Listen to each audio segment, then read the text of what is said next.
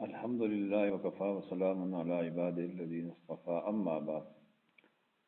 وأما التي تصيبه في قبره فالأولى يضيق عليه القبر حتى تختلف أضلاعه، والثانية يوقد عليه في قبره نارا فيتقلب على الجمر ليلا ونهارا، والثالثة يسلط عليه في قبره ثعبان اسمه الشجاع الأقرع، عيناه من نار وأظفاره من حديد طول كل ظفر مسيرة يوم إلى آخره۔ جیسا کہ آپ کو معلوم تھا کہ بے نمازی کو 15 طریقے سے عذاب ہوتا ہے، تو موت کے 3 عذاب آپ کے سامنے بیان کیے گئے تھے۔ اب موت کے بعد چونکہ قبر کا مرحلہ ہوتا ہے، تو عذاب قبر جو ہے وہ بھی اس پر مسلط ہو جاتا ہے، لیکن عذاب قبر 3 طرح سے اس پر مسلط ہوتا ہے۔ اب عذاب قبر جو ہے اس کی میں آپ کو آسان سی مثال دوں۔ جیسا کہ ماں کے پیٹ میں یا مادر رحم میں ایک بچہ جو ہے وہ زندگی کے لمحات طے کر رہا ہوتا ہے، تو بہت سارے لوگوں کے ذہن میں یہ مطلب عذاب قبر آتا نہیں ہے کہ عذاب قبر کیسے ہوگا، کہ وہ جو مر جاتے ہیں ختم ہو جاتے ہیں، گل جاتے ہیں۔ تو قرآن کریم جگہ جگہ پر عذاب قبر کو ذکر کرتا ہے۔ قرآن کریم کے اندر بھی اس طرح احادیث کے اندر بھی عذاب قبر کی وضاحت بہت تفصیل سے ہے۔ میں آپ کو ایک مختصر سا واقعہ سنا دیتا ہوں۔ نبی کریم صلی اللہ علیہ وسلم اونٹنی پر سوار ایک جگہ سے تشریف لے جا رہے تھے، تو جاتے جاتے جاتے اونٹنی بدک گئی، تو آپ صلی اللہ علیہ وسلم نیچے اترے۔ روایات کے اندر آتا ہے کہ آپ نے وضو فرمایا، 2 رکعت نماز نفل پڑھی، پھر اس کے بعد دعا فرمائی۔ دعا فرمانے کے بعد ایک ٹہنی لی، سبز ہری ٹہنی، وہ اس کے 2 ٹکڑے کیے، ایک کی قبر پر گاڑ دی، ایک دوسرے کی قبر پر گاڑ دی۔ تو صحابہ نے پوچھا یا رسول اللہ یہ کیا وجہ ہے، یا انہوں نے نہیں پوچھا، آپ صلی اللہ علیہ وسلم نے خود وضاحت فرمائی کہ ان 2 قبر والوں کو عذاب ہو رہا تھا۔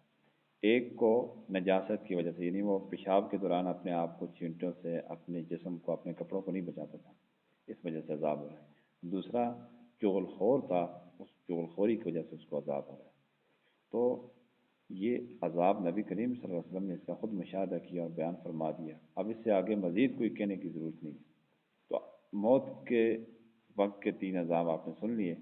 تو قبر کے مرحلے میں اس کے اوپر 3 قسم کے موٹے عذاب ہوتے ہیں۔ نمبر 1، پہلے نمبر پر جب قبر میں رکھ دیا جاتا ہے تو قبر اتنی تنگ ہو جاتی ہے اس پر کہ اس کی پسلیاں ایک دوسرے کے اندر گھس جاتی ہے، یعنی قبر اس کو دبوچتی ہے صحیح کر۔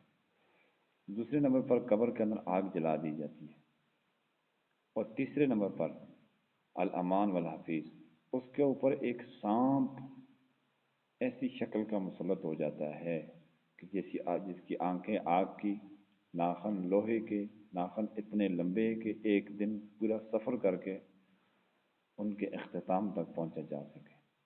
اور وہ میت سے کہے گا کہ مجھے میرے رب نے تجھ پر مسلط کیا ہے کہ میں فجر کی نماز ضائع کرنے کی وجہ سے تجھے ظہر تک، ظہر کی ضائع کرنے کی وجہ سے عصر تک، عصر سے مغرب تک، مغرب سے عشاء تک، عشاء سے فجر تک تجھے ڈستا رہوں گا۔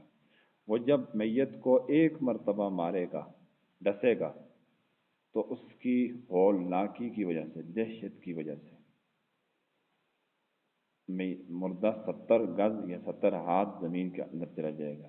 فلا یزال فی القبر معذبا الی یوم القیامہ، یہ عذاب اس کو قیامت کی صبح تک ہوتا رہے گا۔ یہ عذاب قبر ہے، اس کا ہمیں انکار بھی نہیں کرنا چاہیے۔